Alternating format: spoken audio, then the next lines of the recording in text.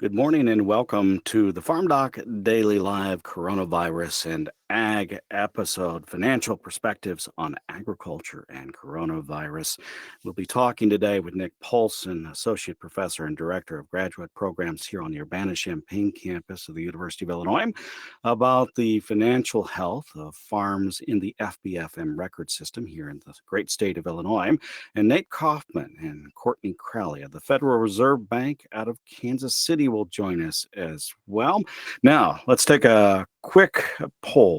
How has the coronavirus outbreak changed your outlook for the farm economy in 2020? So go ahead and answer that question, and we'll get an idea of how those of you who are online now feel about what this has done to your short-term look for the economy. More optimistic, unchanged, more pessimistic, or uncertain. About 60% of you have voted. More optimistic, 3%. Just 3% think it's going to get better. 17% unchanged. And of course, 63% are more pessimistic and uncertain at 17%. So that's 80% in those last two categories. Now, let's introduce our first presenter for the day. Nick Paulson is here. Hey, good morning to you, Nick. Thanks so much for being with us. Tell me a little bit about yourself and then go ahead and make your presentation. All right. Good morning, Todd. Thanks for helping us moderate these webinars as always. I'm an associate professor here on campus in the Department of Ag Consumer Economics. Also a member of the FarmDoc team. Try to contribute there on the policy side of things, finance, farm management, risk management topics as well. And so my job this morning is just to give a quick five-ish minutes intro with kind of a bit of an Illinois perspective. Again, those poll results, we've got well over 350 people on the line if you're trying to get a sense of what the sample size is for those polls. But the majority of you, it sounds like, are feeling a little bit more pessimistic about things, particularly in the short run. The first slide I have here maybe doesn't help that view at all. Something that many of you, if you're following the news, probably have seen since yesterday morning when the Department of Labor released their weekly initial unemployment insurance or initial jobless claim statistics for the week ending, I believe, March 21st. We saw those jump to just under 3.3 million for the week. That is a single week's worth of initial unemployment insurance claims. That is literally off the charts. And if we want kind of a historical perspective on that, that's compared with peaks for weekly statistics of just under 700,000 during some of our more recent recessions, including the Great Recession in 08-09 and the recessions in the early 80s. In fact, to get anywhere close to that 3.3 million number, we'd have to look at like the worst 5 weeks cumulatively during the Great Recession to approach that 3.3 million number we saw in just 1 week last week. So not what I would call positive news for the job market in general. Next, I want to just take you through, if you want to advance the slide, Jim, take you through kind of, again, the Illinois perspective, Illinois grain farm perspective. Look at where we're at from a financial standpoint and where we've been maybe over the last 20 or so years. From a liquidity side of things, we've got this chart broken up into 3 eras, kind of the pre-ethanol period during the 90s and early 2000s. We saw liquidity fairly stable on average for Illinois grain farms, a buildup of liquidity during the farm income boom and the high price period, and then kind of a steady erosion of liquidity since 2012. And 2018 and 2019, the end of this series, would probably look even worse if we hadn't had some of the support from programs like MFP in those years. So from a liquidity standpoint, not trending in the direction that we want, but on average still in a pretty decent or not historically low position compared to where we were at in the late 90s, early 2000s. On the next slide, I've got the solvency picture again on average for grain farms in Illinois. Even prior to the high price farm income boom period that we had in kind of the last half of the 2000s and into the early part of the last decade, we've been trending down in terms of the amount of leverage that grain farms in Illinois actually carry. So even during the lower price periods we had in the 90s and early 2000s, we saw that number trending down. And then since 2013, 2014, we've actually seen that start to creep back up. So, the story remains that farm balance sheets, and especially for grain farms here in the Midwest, are strong. But again, both from a liquidity perspective and a solvency perspective, things are not moving in the direction that we would like to see. And then finally, just for this quick kind of Illinois perspective, as far as an introduction, if we look at the net farm income picture, this chart really highlights the higher farm income levels that we experienced during the really big income years when we had higher prices, the return to similar farm income levels that we had in the late 90s and early 2000s more recently. And again, you want to kind of emphasize the fact that 2018 and 19 would not have looked even as good as they do here in the absence of some of the government support we had, particularly from that MFP program. Now, turning to look ahead to the 2020 income outlook, I direct you for more detail and information on some of the points I'll make to an article that was put out on FarmDoc Daily this week on Tuesday, the 24th, that provides some more discussion on some of these issues. But when we look at what the 2020 income outlook pre-COVID-19, we were still in a situation with commodity prices around, we're looking at maybe a $3.90 corn price and maybe a $9.20 soybean price, if I remember the budgets we were using then. But looking at, needing either above trend yields or some sort of income support similar to what we had in 2019 to even be looking at a positive or at least non-negative net farm income year for 2020. Post COVID-19, I think the uncertainty around that has increased. We've had some commodity price movements over the past 4 to 6 weeks, at least partially attributed to COVID-19. That's going to affect things like how our existing safety net programs work, not only for the 2019 crop year that is still being determined for those programs, but also looking ahead to what the 2020 year for those programs will be in the 2020 insurance year. Changes in those prices are going to affect the impact of old crop marketings that still need to be done by farmers, as well as looking ahead to market the 2020 crop.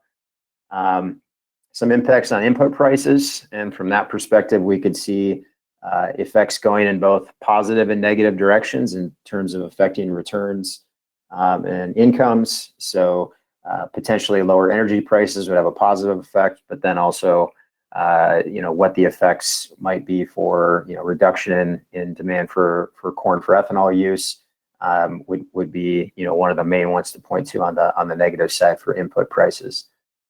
And then just finally, we're just now finally seeing some details on what looks to be a finalized stimulus package.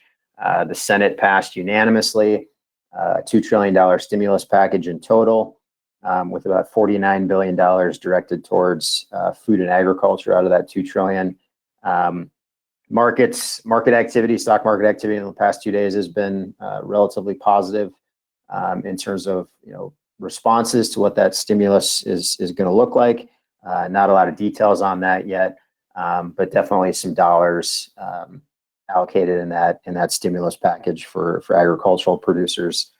Details on how they might be distributed across crop, livestock operations, ag businesses across the supply chain, as we're still kind of waiting to see how those programs would be implemented. But with that, that's kind of the Illinois perspective introduction. I'll turn it back over to Todd.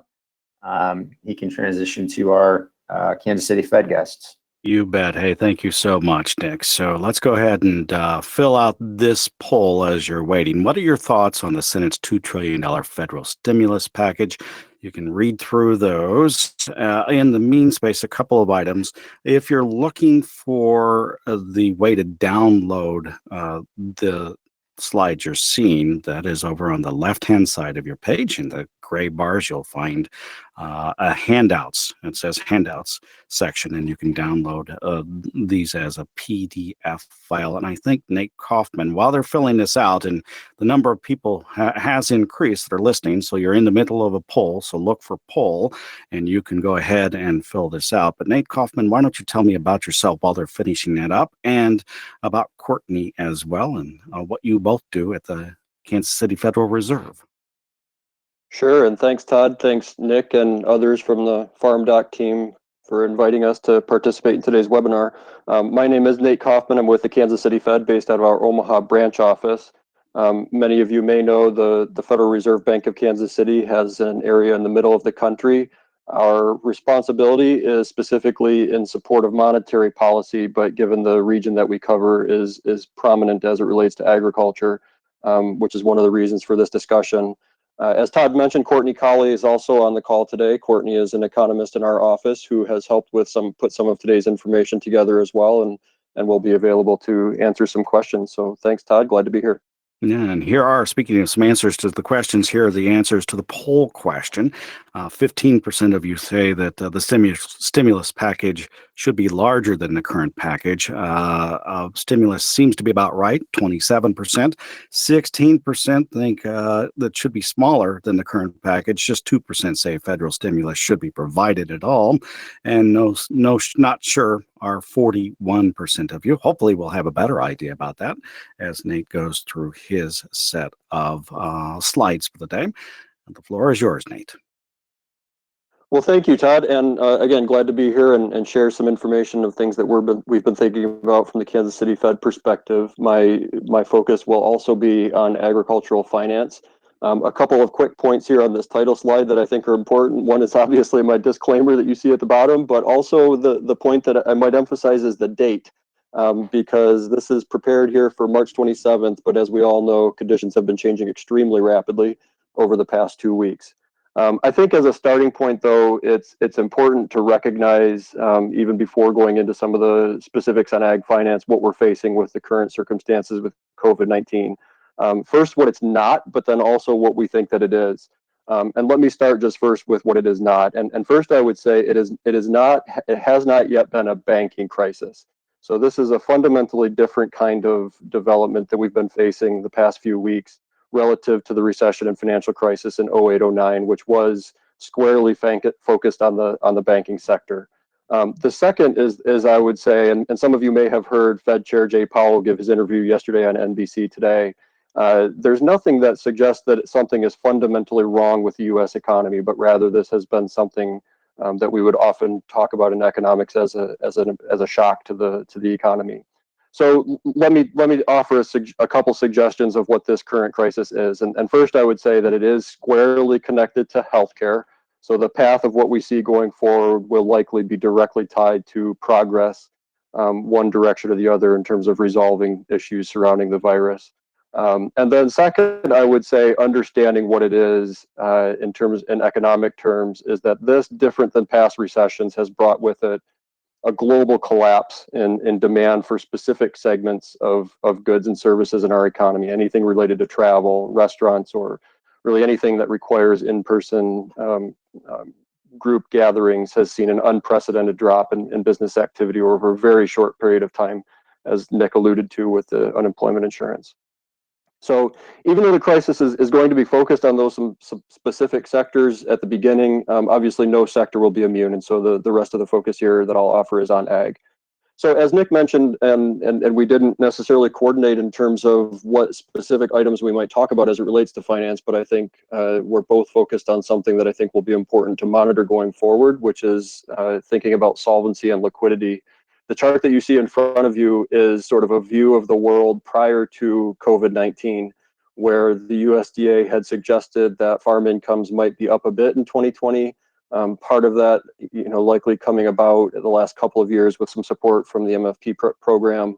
But the chart on the right is one that I want to focus on just a bit because, and Nick mentioned this, the debt to asset ratio that you see in light blue and is on the right axis is one that we often refer to as a measure of solvency. And even though that measure has been picking up a bit lately, suggesting that leverage is something we should be paying attention to, it still has been historically low. And for those of you that were farming in the 1980s, you may know that this ratio had exceeded 20% during that time. So it's something that we monitor. Even though incomes have been rising a bit the past couple of years, though, what I would highlight is where there had been ongoing concern even before coronavirus was the forecast going forward for working capital. So if you're a banker and you are looking to finance a borrower whose working capital has been deteriorating, that's a conversation that maybe that lender is going to need to continue to have with the borrower just to make sure that going forward there are risk management practices being put in place. And so there has been some concern as it relates to working capital. So if we can go to the next slide, again, this was all prior to the developments surrounding the coronavirus. As Nick had alluded to, there have been some changes as it relates to commodity markets since then. And the chart on the left shows some key markets and price changes over the course of the past month or so. And you do see some markets where there have been some declines, cattle, milk come to mind, even in corn specifically. But what's important to keep in mind, again, is this is very much a global economic crisis, and it's hit other markets much more severely. And so you can see what's happened in equity markets as the S&P 500 or crude oil. There has been a notable pickup in volatility, as you see on the right-hand side. We've heard a lot about the cattle market and some of the volatility there. But again, this sort of pales in comparison to what we've been seeing in crude oil and markets connected to energy. And obviously, even as it relates to equities, there's been a tremendous amount of pickup in volatility more broadly. Let's go to the next slide.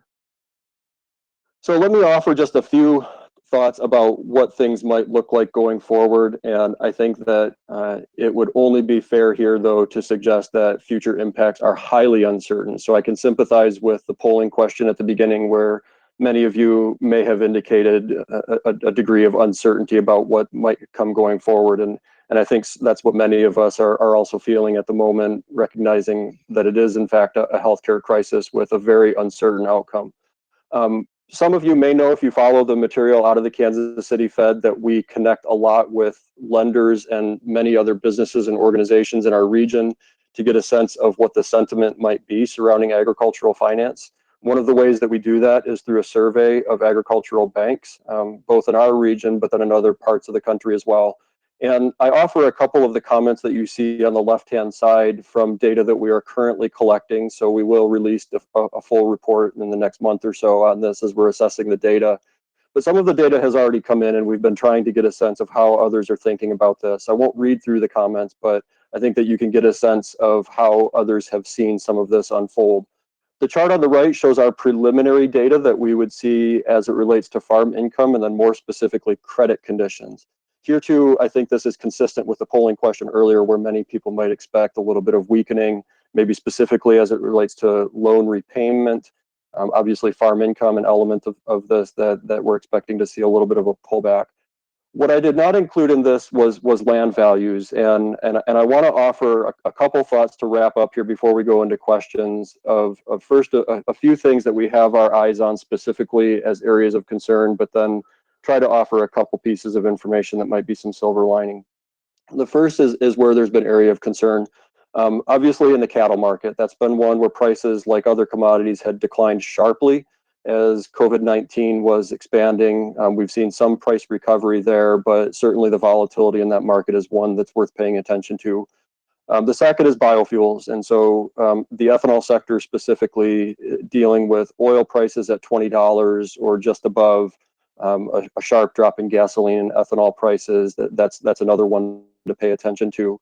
One of the areas, though, that I would suggest where there has been more focus is anything that's connected to the non-farm economy. So Nick mentioned earlier unemployment insurance. You could see some weakening in the farm economy just to the extent that there may be a spouse that's working on the farm or working off the farm that's providing income to help support the farming operation. If you're located close to a large city where there's been a sharp pullback in activity connected to the service sector, that may be another one. So those are three areas that I think that we're paying specific attention to. Let me just wrap up with a couple that I think have been playing out a little bit more positive so far. There have been a lot of concerns about the supply chains, specifically connected to delivery of food products and what that might mean for agriculture. We spend a lot of time at the Fed talking to businesses and hearing from production facilities about how things are playing out. And in all of the conversations that I've had so far, I've not heard anyone say that there have been issues, disruptions in terms of delivering product as it relates to the supply chain. It's been stretched and they're doing all they can to keep up, but that's been one positive. And then the last one that I'll end with, like I said, is land values. You could envision a number of different scenarios where there's maybe more pressure on land values going forward, given some of the challenges that we've already been describing. But the data that we've been collecting and many that I've talked to here in the past month or so still would say and show that land values have been holding up okay. There's maybe not a lot transacting, and that's reasonable, but I think that's one other thing to keep in mind in terms of an important aspect of the farm economy and farm finances. So with that, I think I'm going to stop there. I'll be happy to engage in questions. And like I said, Courtney's also on the line and can offer thoughts as well from the Kansas City Fed. But Todd, I will turn it back over to you. Hey, thank you so much, Nate. I appreciate that. Go ahead and answer this poll question. There are more of you on now than there were before, 425 at this point. How has the coronavirus outbreak changed your outlook for the farm economy in the longer run? Take a moment and answer the question, and we'll show you what the poll comes up with. Also, if you have questions, go ahead and write them in the question box and we'll get to them. We have 7, 8, 9 minutes. We try to hold these to about 30 minutes, but we'll probably get to your question. If you write that in the box, I think we'll see what that poll looks like. I haven't been watching. Yeah, go ahead and close that poll. There you go. So the answers primarily they're unchanged to more pessimistic. 27% unchanged, 47% more pessimistic as it relates to the longer run outlook for the farm economy. I think, Nick Paulson, I'll start with you. And I don't know whether was there a question overnight from the FarmDoc team that you might have wanted to address, or maybe you can take up the quick question. I don't know whether this really falls into your bailiwick, or maybe Nate can answer this. Why have livestock prices fallen and not recovered very much? It's something I deal with on the air pretty regularly. Yeah, I mean, I'll actually maybe just reiterate or restate the answer that Jim Lowe gave the webinar on Tuesday. I think I'm assuming part of this question may be dealing with the fact that we have seen maybe shortages on the retail side. A pretty big demand shock from maybe panic buying, where you can't find meat in the grocery stores, and so maybe there's a kind of a misunderstanding of why we don't see that in terms of livestock prices. And there's a big disconnect between what we maybe view as like a farm gate price for livestock and what we'd see at the retail level. And the way Jim answered that question on Tuesday was, the prices, the lower livestock prices that we see are mainly a function of the fact that we have more animals than we have the capacity to process them. And that retail demand shock isn't something that we'll see translate back in any probably meaningful or quick way back through livestock prices. So I don't know if that sufficiently answers that question, but that would be my response to that. Nate, what warning signs, this is another question that came in, could signal that the impact to the banking sector is growing or has become concerning? So I think the main thing that the Fed has been focused on there specifically, and you've seen a lot of this even in some of the facilities that have been unveiled the last week and a half, has centered around liquidity, and trying to get a sense of how well positioned banks are to be able to provide credit to those businesses that might really be in need of it, businesses that are especially short on cash given some of the dramatic decline that they're seeing in revenue. And most of what we've been seeing so far is that liquidity, at least within the banking sector, has been relatively positive. Now, there have been some markets where it's been a little bit more of a stretch. And again, I won't go through all of those facilities that the Fed has introduced, but many of those really have been introduced as a way to try to make sure that credit markets are operating as they should. So we continue to pay attention to how well banks are capitalized and liquidity, but so far, both of those have been relatively positive and certainly much better than what we would have observed during the 08-09 recession. Next question here. You mentioned domestic supply chains. Do you see any concerns with international supply chains and countries issuing export bans? I think I saw that on, or there is some possibility for Russia to put an export ban on wheat, and I don't recall whether I saw whether they did or did not this morning. Yeah, so I'll offer just a quick thought on that. I mean, certainly, as with everything else, there's a great deal of uncertainty, and I would even say, country by country or region by region, there's a number of different things that are popping up from time to time. As it relates to U.S. exports, there are actually some markets that have looked relatively positive, and meat products going into China has been one of those, certainly coming off of some of the ASF concerns there. So I think that we're obviously focused on that as well, and we've heard anecdotes of there being delays at ports specifically. So for if you're looking at machinery or parts or other things on a farming operation, it's possible that there may be some delays as it relates to certain things. But in terms of the shipments and supply chains generally still functioning, I think that most of what we're seeing is that those are still holding up relatively well. Any thoughts on the impact of the $2 trillion package that Congress has been wrestling with this week and its impact on ag? And I don't know whether, I think maybe both of you might want to try this one out. I can start, Nick, but you might have more information than me. I think from our perspective at the Fed, certainly that falls outside of the kinds of things that we have responsibility for. Our area of focus is particularly on the finance side and monetary policy. As it relates to the farm policy side, we take those developments as something that will likely have implications for broader things related to finance and credit and the potential for, maybe some relief on that side. We heard a lot about the market facilitation program the last couple of years, and know that was something that certainly played onto how lenders saw the things playing out as well. So I won't offer a lot of specifics as it relates to the package, but Nick, you may want to offer some comments on that or some of the things that the farmdoc. Yeah, sure. I mean, I think, it's all still very new. I mean, it's not even it's been passed by the Senate. The House is supposed to vote today, and unless they did that this morning and I missed it, it's not even an officially signed piece of law yet. But, based on what's in that Senate package, of the $2 trillion, there's about $49 billion for food and ag. Arguably half of that, $49 billion, is allocated towards what I would view as production agriculture. Looks like a lot of that money could be directed towards specialty crops and livestock producers. And then there is some replenishment of the CCC account that presumably would be where any kind of support to program crop producers might come from. That's where the MFP payments came from. I know we keep referring to MFP. I guess I think that's just because that's the most recent example we've seen come out of CCC funds in terms of support to farmers. I don't think it would necessarily be called MFP again, but the mechanism that they use could be similar to it in terms of where those dollars are coming from.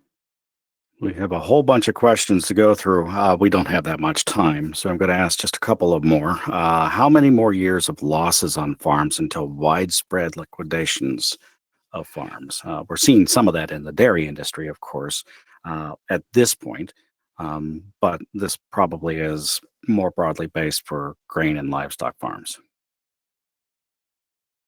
Yeah, this is Nate. I'll offer a couple of thoughts, and Nick may want to chime in. I think that's one of the questions that we've been asking pretty consistently over the course of the last 3 or 4 years, specifically whether or not lenders are seeing a pickup in what they would describe as sort of call it lender encouraged asset liquidation, or whether there is really a sharp pickup in some of the liquidation that would suggest that you're seeing more challenges. It has not been the case yet that that's been widespread or systemic.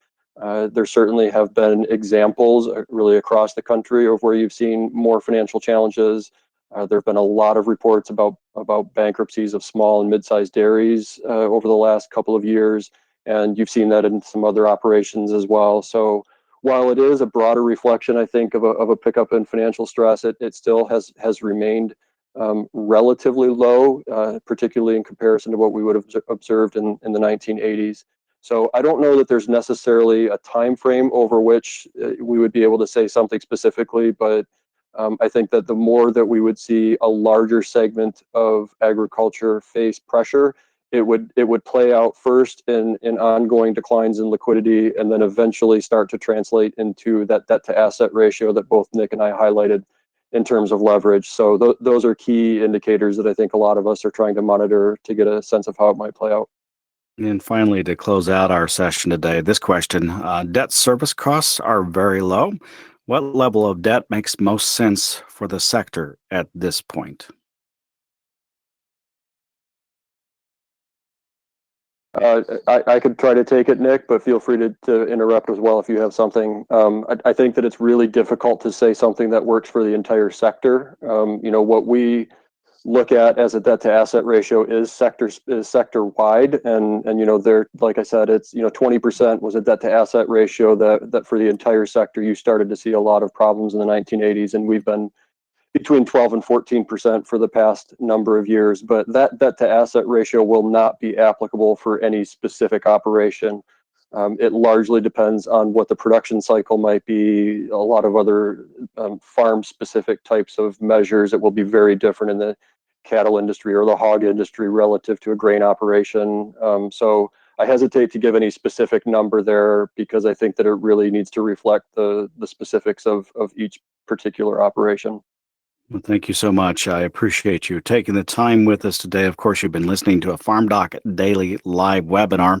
Again, this webinar will be archived online. You can find it by visiting the FarmDoc Daily Live website, or FarmDoc Daily website. It's at farmdocdaily.illinois.edu. When you're there, just look for the YouTube icon, hit that, and you'll find our YouTube channel, and you'll be able to find not only the Coronavirus and Ag webinar series, but many other productions. Thank you so much for joining us. Thanks to Nick Paulson from right here on the Urbana-Champaign campus of the University of Illinois, member of the FarmDoc team, and Nate Kaufman and Cortney Cowley, both from the Federal Reserve Bank of Kansas City.